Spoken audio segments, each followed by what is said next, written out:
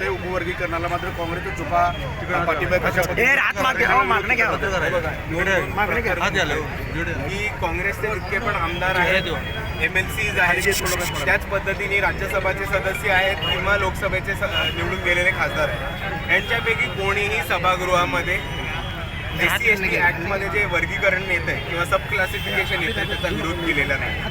दुसऱ्या बाजूला यांनी सभागृहामध्ये काँग्रेसच्याच आणि राष्ट्रवादीच्याच नेत्यांनी एक खास करून क्रीमी लेअर हा SC/ST ॲक्टमध्ये आणू अशी एक मागणी सुद्धा केली होती. त्याचबरोबर राहुल गांधी जेव्हा आता अमेरिकेच्या दौऱ्यावरती होते तेव्हा काही भारतीय नागरिकांची प्रश्न उत्तर करताना त्यांना कोणीतरी आरक्षणाबद्दल एक प्रश्न विचारला. तो मूळ प्रश्न जो होता तो आरक्षणाच्या विरोधीच होता. पण आता राहुल गांधींची ही भूमिका पाहिजे इतक्या सर्व लोकांची जनतेची मतदान घेतल्यानंतर की त्या माणसाला खडसावून सांगणं की आरक्षण हे भारतासाठी महत्त्वाचं आहे, इकडच्या दलितांसाठी, बहुजनांसाठी, आदिवासींसाठी, अल्पसंख्याकांसाठी आणि अनुसूचित जातींसाठी अतिशय महत्त्वाचा मुद्दा आहे, डेव्हलपमेंटचा मुद्दा आहे, रिप्रेझेंटेशनचा मुद्दा आहे आणि आरक्षणाला आम्ही हात लागू नये. ते न करायच्याऐवजी राहुल गांधींनी त्यांना समर्थन केलं आणि म्हटलं की आरक्षण आम्ही सत्तेत आलो तर संपेल. आणि ह्या पद्धतीची जर कोणी भूमिका घेत असेल तर इकडचा एक तरुण आंबेडकरवादी म्हणून आरक्षणाच्या बाजूने मी नेहमी लढत राहील. विशाल पाटील मगाशी तुम्ही सांगितलं होतं की किती वर्ष मराठा समाजाच्या नेत्यांच्या मुलांना निवडून द्यायचं, सांगलीचं राजकारण म्हणजे मराठा समाजाच्या नेत्यांचे खानावळ झाले. सांगली नाही, मी हे बेसिकली अख्ख्या महाराष्ट्राच्याच राजकारणाबद्दल बोलत होतो, पण ते सांगलीसाठी सुद्धा लागू होतं.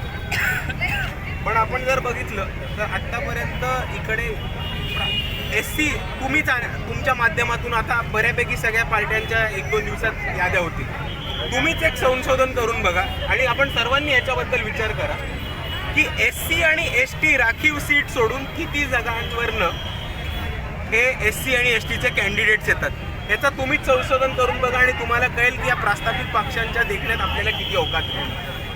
सांगलीमध्ये विशाल पाटलांना तुम्ही पाठिंबा दिला आणि ते निवडून आले, मात्र आता विज्ञान मान्यांना त्यांनी पाठिंबा द्यायची तुमची काही मागणी आहे परतफेड करावी का? तो त्यांचा प्रश्न आहे. त्यांना बाळासाहेबांनी निवडून दिले, ती चर्चा बाळासाहेबांनी विशाल पाटलांमध्ये झाली होती. आता विशाल पाटील पुढे काय करतील ह्याच्याबद्दल मी बोलू नाही शकत, तो विशाल पाटलांचा निर्णय.